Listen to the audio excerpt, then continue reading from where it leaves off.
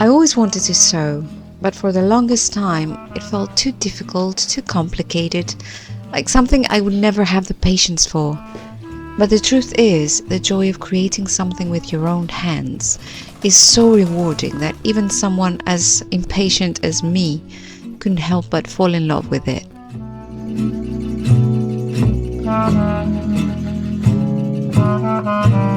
My sewing journey started because I couldn't easily find clothes in my favorite 1950s style, especially in my country.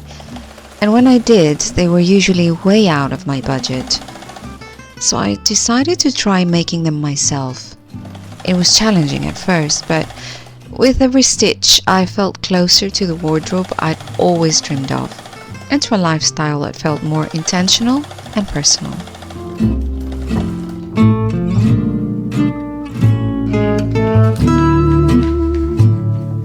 It all began with some affordable local lessons. I remember sewing my first project, a circle skirt, with the help of my teacher. It wasn't perfect, but it was enough to spark something inside me.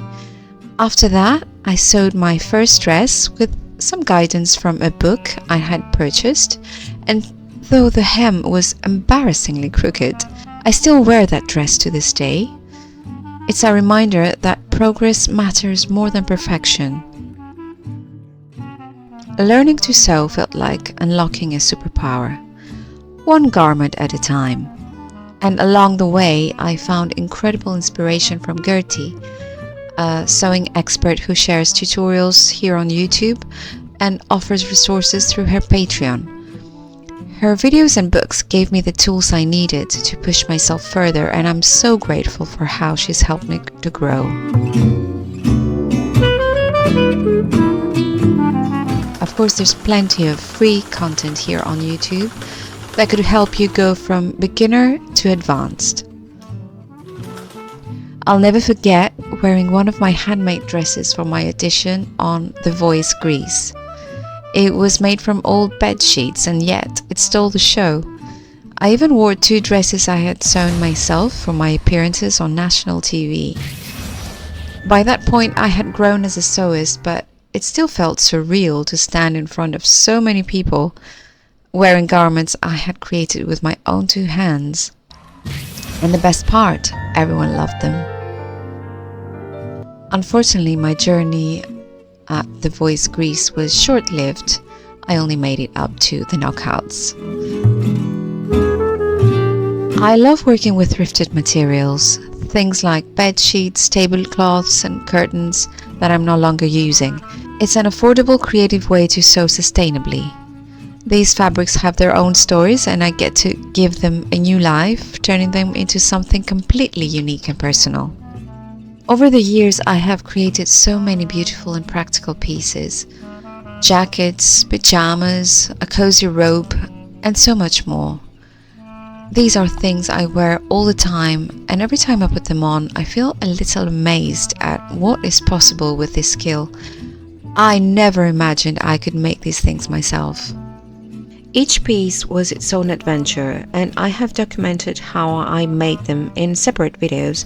If you'd like to see more about these projects and how they came together, I've linked those videos here on the screen and in the description below. I have nothing to wear. One thing that is not often talked about is how easy it can be to fall into a different kind of overconsumption, even when you sew. Just because we have the skill to make our own clothes doesn't mean we should create endless garments that we don't actually wear. To truly sew sustainably, it's important to approach the process with intention.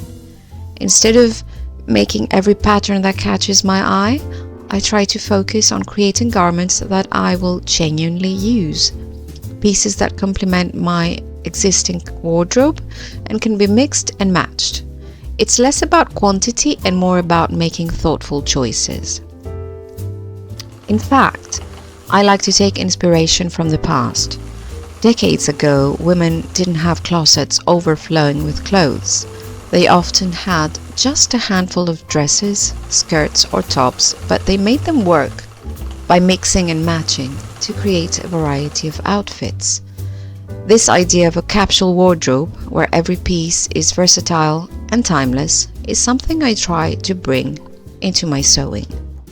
And it's not just about sewing less, it's also about using resources wisely. Repurposing thrifted materials like old curtains or tablecloths is one of my favorite ways to sew more intentionally.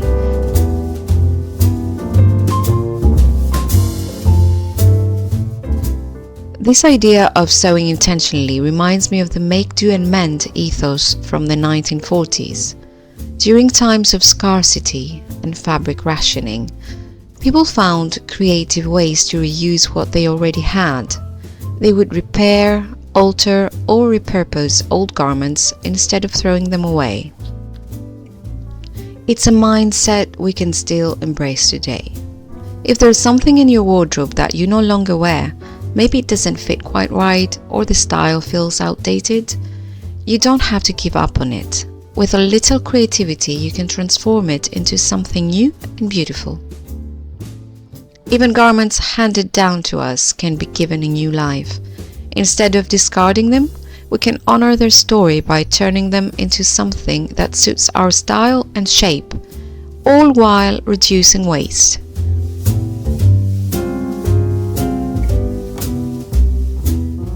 Sewing has changed the way I think about clothes and about the world.